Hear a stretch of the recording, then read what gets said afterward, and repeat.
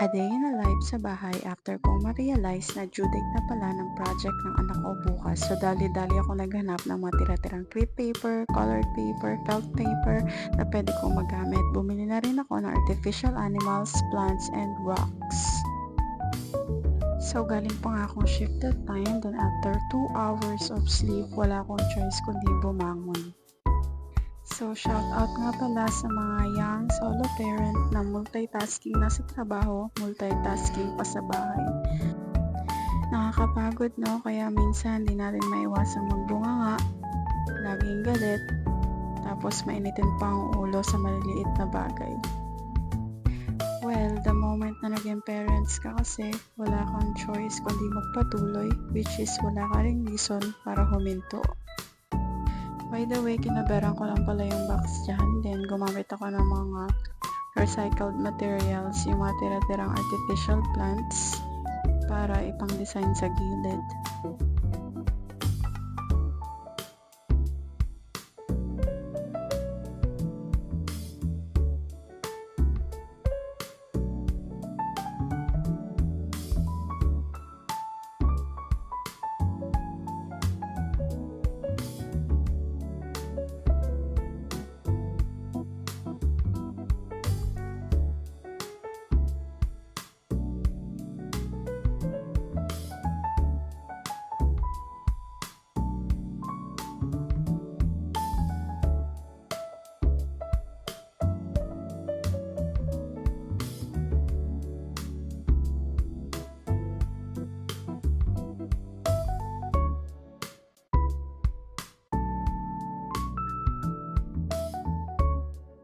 Fast forward, pinagdikit-dikit ko lang yung mga artificial plants, rocks, and then yung mga animals kung saan sila fit tingnan. Basta magmukhang forest lang, okay na yun.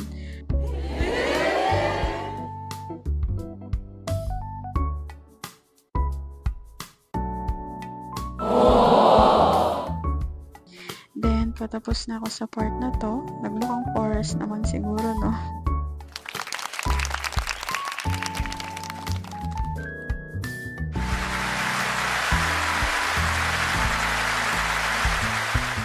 Kung umabot kayo sa part na to, huwag kayong mahiyang mag-like, mag-comment, then share nyo na rin.